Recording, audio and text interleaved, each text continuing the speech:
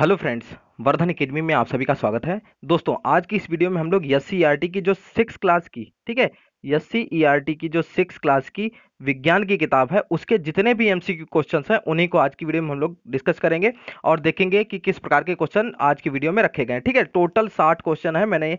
सारे क्वेश्चन मैंने देख लिए कि टोटल 60 क्वेश्चन है और अभी तक हम लोग 7th और 8th के क्वेश्चन सारे कंप्लीट कर चुके हैं। ठीक है, आज ये 6 की भी कंप्लीट हो जाएगी, तो 6, 7th, 8th की जो एससीईआरटी की बुक है वो तीनों कंप्लीट हो जाएंगी, उनके एमसीक्यू क्वेश्चंस। और इसके बाद जो जीएस के जो 700 मैंने क्वेश्चंस कहे थे वन लाइनर के लिए, ठीक है, वन लाइनर मैंने 700 क्वेश्चन कहे थे, उसमें अभी तक 100 ही हुए हैं। तो कल से लगातार डेली अगर करूंगा तो 4-5 दिन के अंदर आपके कोशिश करूंगा कि 10 तारीख से पहले ये 700 क्वेश्चन आपके पूरे कंप्लीट करवा दिए जाए। 10 तारीख से पहले मैं ये इसलिए कह रहा हूँ, मैं ये सोच रहा हूँ कि अभी ये वन लाइनर मैं करवा देता हूँ और इसके बाद एमसीक्यू क्वेश्चंस भी करवाने की कोशिश करूंगा, टॉप 100 करके।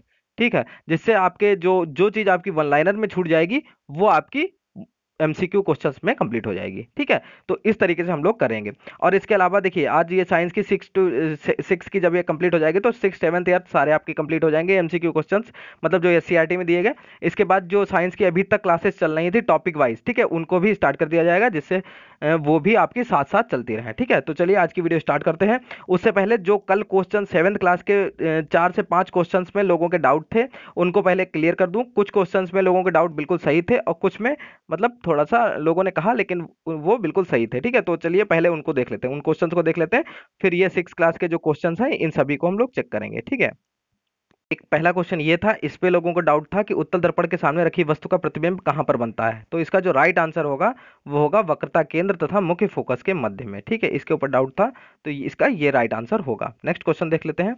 एक क्वेश्चन था ये, ठीक है, एक मिनट, हाँ, ये है कि एक दर्पण के सामने खड़ा होने पर आपका दर्पण में प्रतिबिंब हमेशा सीधा प्रतीत होता है। तो दर्पण होगा, ठीक है, मैंने आंसर में बताया था उत्तल दर्पण, लेकिन यहाँ पर अगर समतल दर्पण होगा तो ये दोनों भी मतलब उत्तल और समतल दोनों में अगर आप लोग देखेंगे तो प्रतिबिंब हमेशा सीधा ही दिखाई देता है। तो इसका जो राइट आंसर वो ये हो गया। एक क्वेश्चन था आपका कि तारतत्व किसका सर्वाधिक है। उसमें आपका था मेघ गर्जन, शेर की दहाड़ और एक और था, उसके अलावा था मच्छरों की भिनभिनाहट। ठीक है, तो उसमें जो राइट आंसर होगा वो होगा मच्छरों की भिनभिनाहट। ठीक है, वो थोड़ा सा कल गलत हो गया था तो आप लोग उसको सही कर लीजिएगा, मच्छरों की भिनभिनाहट। क्यों, देखिए, तारत्व जो होता है वो जितना ज्यादा तारत्व होगा ध्वनि उतनी ही पतली हो जाएगी। ठीक है, मतलब अपोजिट होते हैं, जितना ज्यादा तारत्व होता है उतनी ज्यादा पतली होती है, और आवृत्ति पर जितनी ज्यादा आवृत्ति होगी उतना ही ज्यादा तारत्व होता है। तो मच्छरों की भिनभिनाहट में लगातार आवृत्ति होती ही रहती है। तो सबसे ज्यादा जो, अगर उन 4 ऑप्शन में मेघ गर्जन, शेर की दहाड़, एक और था कोई ऑप्शन, और चौथा था मच्छरों की भिनभिनाहट, तो मच्छरों की भिनभिनाहट में ही सबसे ज्यादा तारत्व होगा। जैसे कि अगर कोई पूछ दे कि पुरुष की आवाज में ज्यादा तारत्व है या महिलाओं की, तो महिलाओं में ज्यादा तारत्व है क्योंकि उनकी आवाज पतली होती है, लेकिन उनका जो पिचिंग है या फिर तारत्व है वो ज्यादा होता है। ठीक है, तो ये 2 क्वेश्चन ये कंप्लीट हो गया। एक और क्वेश्चन अभी मैं दिखाता हूँ। एक तो इस चैप्टर से आपका था, एक तो इस पे लोगों ने कहा था कि कार्य करने की क्षमता को कुछ लोगों ने कहा था शक्ति होती है। तो कार्य करने की क्षमता हमेशा ऊर्जा होती है और कार्य करने की जो समय दर होती है वो शक्ति कहलाती है। ठीक है, तो ये आंसर मैंने बिल्कुल सही बताया था। और एक था ये, गतिशील समुद्री जहाज की चोटी पर बैठी चिड़िया में होती है। तो क्या होगी, देखिए, गतिशील होनी चाहिए। ठीक है, गति के कारण जो एनर्जी लग रही हो उसको कहते हैं मतलब गतिज ऊर्जा। ठीक है, तो इसमें देखिए, बैठी चिड़िया, चिड़िया तो शांति से बैठी है, ठीक है, जहाज की चोटी पर बैठी है, तो ना तो इसमें स्थितिज ऊर्जा होगी और ना ही गतिज ऊर्जा होगी। ठीक है, क्योंकि चिड़िया द्वारा कोई ऊर्जा मतलब नहीं खर्च की जा रही है। ठीक है, तो ना तो इसमें स्थितिज होगी ना गतिज होगी। ठीक, और जो एक और था, 500 मीटर की ऊंचाई पर उड़ते हुए हवाई जहाज में, इसमें दोनों होंगी, स्थितिज भी होगी और गतिज भी होगी, दोनों होंगी। ठीक है, क्योंकि इसकी स्थिति के कारण भी इसमें ऊर्जा मतलब खर्च हो रही है और ये गतिज ऊर्जा भी कर रहा है। ठीक है, इस मतलब इसमें होगी, तो स्थितिज और गतिज दोनों हो जाएंगी। ठीक है, अब हम लोग 6 क्लास के जो चैप्टर्स हैं उनके क्वेश्चंस देख लेते हैं। तो चलिए आज की क्लास स्टार्ट करते हैं, और इसमें आपके लगभग 16 चैप्टर हैं और टोटल क्वेश्चन जो है आज 6 क्लास में वो हैं 60। देखते हैं आपके कितने क्वेश्चन यहाँ सही हो रहे हैं। ठीक है, गुरुत्वाकर्षण का सिद्धांत दिया था वोल्टा ने, न्यूटन ने, सीवी रमन ने या एस.एन. बोस ने। तो गुरुत्वाकर्षण का जो सिद्धांत दिया था आइजैक न्यूटन ने। नेक्स्ट क्वेश्चन, वैज्ञानिक विधि का चरण नहीं है, जिज्ञासा, परीक्षण, सिद्धांत और निरीक्षण। ठीक है, इस तरीके के भी क्वेश्चन आ सकते हैं। तो इसमें जो राइट आंसर होगा वो होगा सिद्धांत। बाकी तीनों, जिज्ञासा भी होता है, परीक्षण और निरीक्षण, ये भी वैज्ञानिक विधि के चरण होते हैं। नेक्स्ट है, भारतीय वैज्ञानिक है Edison, madam Curie, Galileo, Hargobind Khorana. ये तो आप देख के ही बता देंगे। तो इसका जो राइट आंसर है वो है हरगोविंद खुराना। नेक्स्ट है, ओजोन परत में छिद्र का कारण है जल प्रदूषण, ध्वनि प्रदूषण, वायु प्रदूषण या इनमें से कोई नहीं। तो इसका भी जो राइट आंसर है वो है वायु प्रदूषण। ठीक है, ओजोन परत में छिद्र का कारण क्या है? वायु प्रदूषण। नेक्स्ट है, अब देखिए दूसरा जो चैप्टर है वो है पदार्थ एवं पदार्थ के समूह। ये भी आपके सिलेबस में है।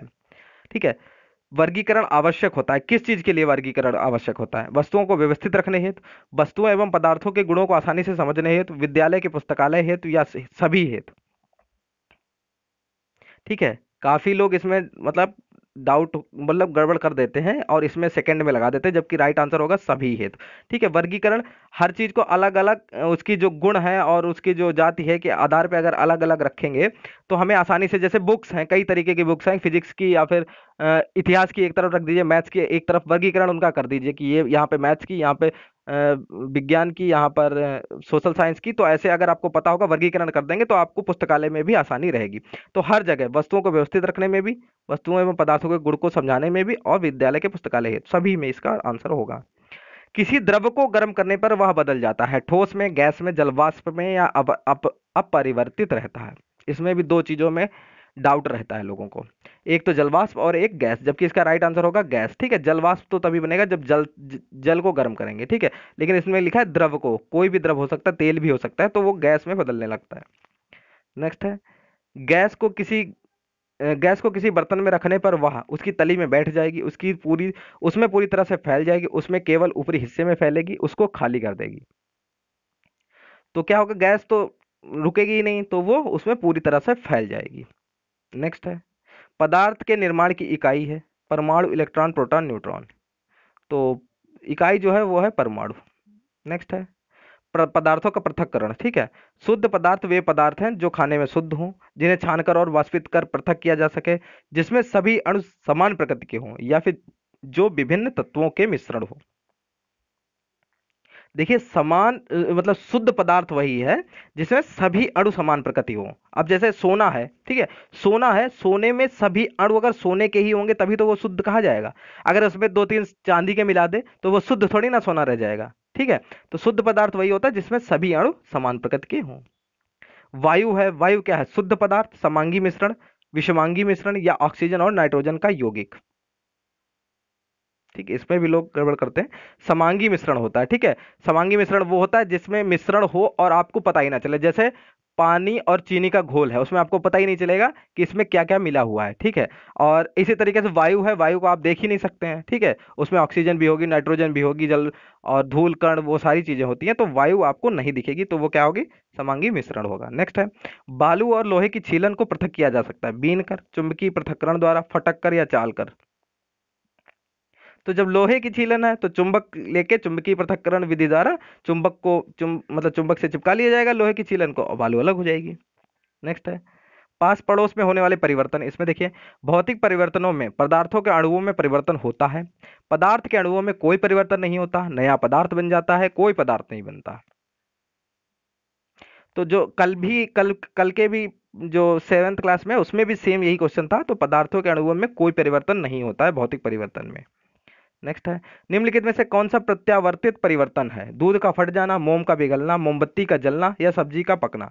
प्रत्यावर्तित परिवर्तन वो होता है जो जैसे विशेष स्थिति को हटा लिया जाए तो वो फिर से पलट के वैसे ही हो जाता है। ठीक है, तो इसमें देखिए, दूध फट जाएगा तो दोबारा दूध नहीं बनेगा। ठीक है, मोमबत्ती का जलना, अगर मोमबत्ती जल गई, जलने के बाद तो वो कार्बन कोयले की मतलब जल जाएगी, बिल्कुल काली हो जाएगी, तो वो फिर से बत्ती सही नहीं होगी। ठीक है, सब्जी एक बार पक जाएगी तो फिर वो कच्ची नहीं हो सकती, लेकिन मोम पिघल के थोड़ा पहले मिल मतलब द्रव में आ जाएगा और फिर सूख के फिर से मोम में ही आ जाएगा। तो प्रत्यावर्तित इसमें जो राइट आंसर होगा वो होगा मोम का पिघलना।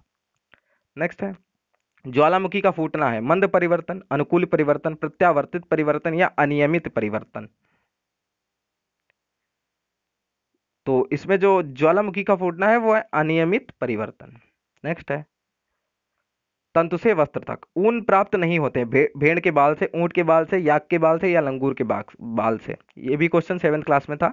तो इसका जो राइट आंसर है वो होगा लंगूर के बाल से ऊन नहीं प्राप्त होता, बाकी सभी से प्राप्त होता है। नेक्स्ट है, कृत्रिम रेशा है रुई, जूट, नायलॉन या फ्लैक्स।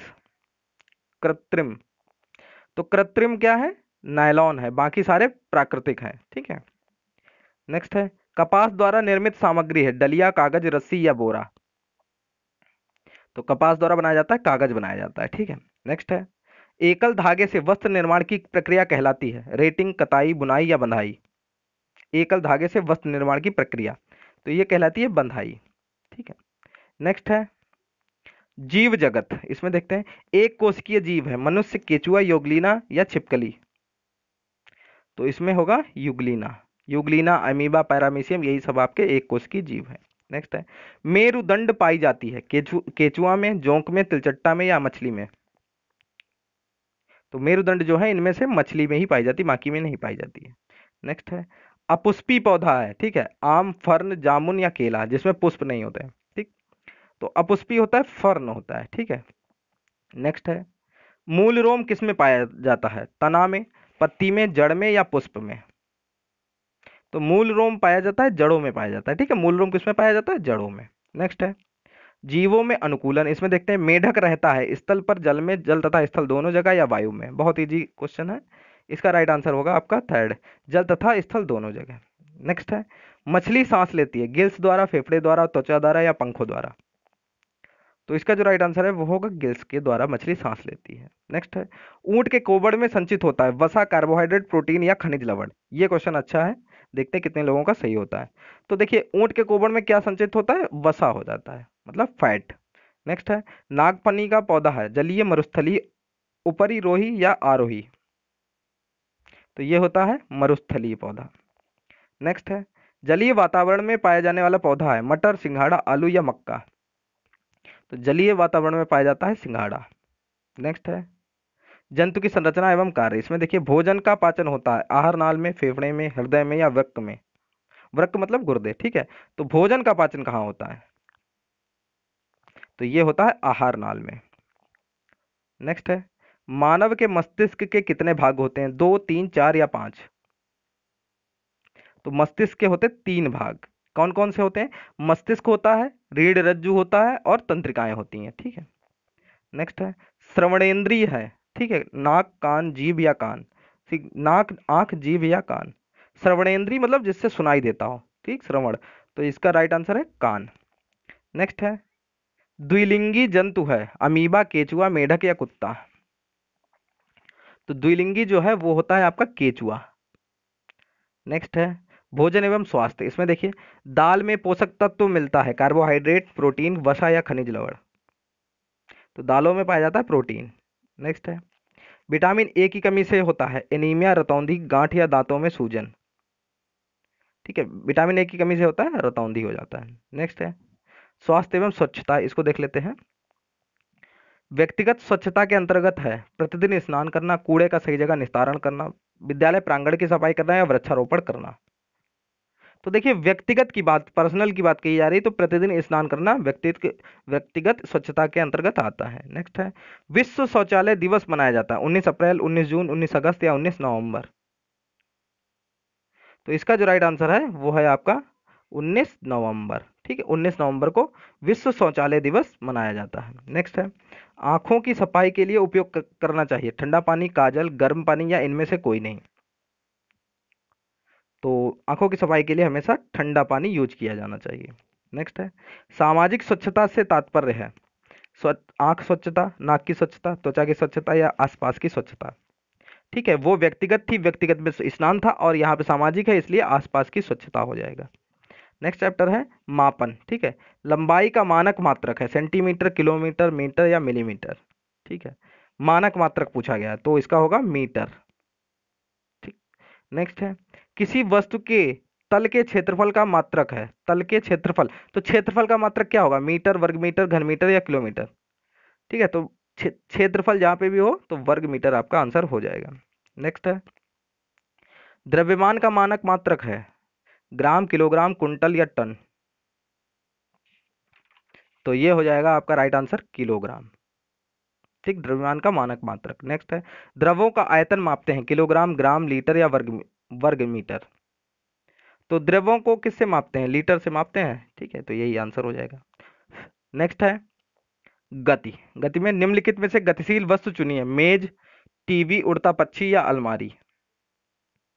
गतिशील, तो गतिशील तो उड़ता पक्षी ही होगा। नेक्स्ट है, किसकी गति रेखीय गति नहीं है? पंखा, दौड़ता धावक, चलती कार या उड़ता वायुयान। देखिए रेखीय गति क्या होता है? जब एक ही सीधी रेखा में कोई गति कर रहा हो। तो देखिए टीवी, सॉरी, दौड़ता धावक वो भी सीधा दौड़ता है, ठीक है, एक सरल रेखीय गति में। चलती कार वो भी लगभग सीधी सीधी ही चलती है, ठीक है। उड़ता वायुयान वो भी सीधा चलता है। तो पंखा जो है वो आपका सरल रेखीय गति में नहीं होगा। नेक्स्ट है, घड़ी के पेंडुलम की गति उदाहरण है। सरल रेखीय गति, दोलन गति, घूर्णन गति या वृत्तीय गति। तो ये हो जाएगा दोलन गति। ठीक है। नेक्स्ट है, चाल का एसआई मात्रक होता है मीटर प्रति घंटा, सेंटीमीटर प्रति मिनट, मीटर प्रति सेकंड या मीटर गुणा सेकंड। चाल देखिए मात्रक कैसे निकालें? चाल बराबर होता है दूरी बटे में समय। ठीक है, जिनको आता है वो लोग आगे बढ़ जाएं। ठीक है, समय, दूरी का होता है मीटर, दूरी का मात्रक क्या होता है? मीटर, और समय का होता है बटे में सेकंड। ठीक है, ये मात्रक, तो मीटर प्रति सेकंड, यही आपका आंसर हो जाएगा तीसरा वाला, थर्ड वाला। नेक्स्ट है ऊर्जा। ऊर्जा में देखिए कोयले में होती है ध्वनि ऊर्जा, रासायनिक ऊर्जा, विद्युत ऊर्जा या यांत्रिक ऊर्जा। ठीक है, तो कोयले में जो ऊर्जा होती है वो होती है रासायनिक ऊर्जा। नेक्स्ट है, गतिमान रेलगाड़ी में ऊर्जा होती है रासायनिक ऊर्जा, ऊष्मीय ऊर्जा, यांत्रिक ऊर्जा या ध्वनि ऊर्जा। इसका जो राइट आंसर है वो है रासायनिक ऊर्जा।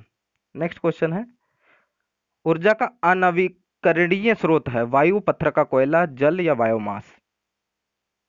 तो अनवीकरणीय कौन सा हो जाएगा? पत्थर का कोयला। ठीक है, इसका नवीकरण नहीं हो पाएगा। ठीक है, और ऊर्जा का नवीकरणीय स्रोत कौन हो जाएगा? लकड़ी, डीजल, पेट्रोल या सौर ऊर्जा। तो इसमें हो जाएगा सौर ऊर्जा आपका नवीकरणीय स्रोत। नेक्स्ट है प्रकाश। प्रकाश में देख लेते हैं, वे पदार्थ जिनसे प्रकाश आंशिक रूप से निर्गत होता है कहलाते हैं प्रदीप्त, पारदर्शक, अपारदर्शक या पारभासी। मतलब आंशिक रूप से निर्गत होता है तो वो हो जाएंगे पारभासी। ठीक। नेक्स्ट है, किसी प्रकाश स्रोत से किसी प्रकाश स्रोत से किस प्रकाश स्रोत से उपछाया नहीं बनती? बिंदु प्रकाश स्रोत, सूर्य, सभी प्रकाश स्रोत या उपरयुक्त में से कोई नहीं। तो बिंदु प्रकाश स्रोत से उपछाया नहीं बनती है। नेक्स्ट है, जब पृथ्वी की उपछाया से होकर चंद्रमा गुजरता है तब होता है पूर्ण चंद्र ग्रहण, सूर्य ग्रहण, खंड चंद्र ग्रहण या खंड सूर्य ग्रहण। तो ऐसे में पड़ता है खंड चंद्र ग्रहण। ठीक है, अब नेक्स्ट जो चैप्टर है वो है वायु। एक खाली गिलास में कुछ गिलास में कुछ नहीं है, वायु है, केवल ऑक्सीजन है या केवल जलवाष्प है। ठीक है, तो इसका जो राइट आंसर होगा वायु है। वायु में ये सारी चीजें आ जाएंगी। ठीक है, कुछ नहीं ये तो हो ही नहीं सकता।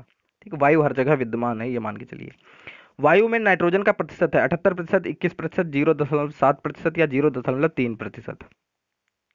तो नाइट्रोजन का जो परसेंट है वो 78 है और ऑक्सीजन का 21%। नेक्स्ट है, वायु दाब आरोपित करती है केवल ऊपर की दिशाओं में, केवल नीचे की दिशा में, चारों दिशाओं में या किसी दिशा में नहीं। तो ये होगा चारों दिशाओं में, वायु दाब चारों दिशाओं में आरोपित करती है। नेक्स्ट है, पेड़ पौधे प्रकाश संश्लेषण में उपयोग करते हैं ऑक्सीजन गैस का, कार्बन डाइऑक्साइड गैस का, नाइट्रोजन गैस का या ओजोन गैस का। तो पेड़ पौधे प्रकाश संश्लेषण में कार्बन डाइऑक्साइड गैस का प्रयोग करते हैं और ऑक्सीजन छोड़ते हैं। ठीक। नेक्स्ट है जल। पृथ्वी का कितना भाग जल से घिरा है? लगभग 2/3, लगभग आधा, लगभग 3/4, लगभग 1/4। तो होगा 2/3। देखिए 2/3। नेक्स्ट है, प्राकृतिक जल का शुद्धतम रूप क्या है? वर्षा का जल, भूमिगत जल, धरातल का जल, समुद्री जल। ये भी क्वेश्चन सरल है लेकिन लोगों पे गलत हो जाता है। इसका जो राइट आंसर होगा वो होगा वर्षा का जल शुद्धतम रूप माना जाता है प्राकृतिक जल का। शुद्ध जल होता है केवल रंगहीन, केवल पारदर्शी, केवल गंधहीन एवं स्वादहीन, रंगहीन, गंधहीन, स्वादहीन तथा पारदर्शी।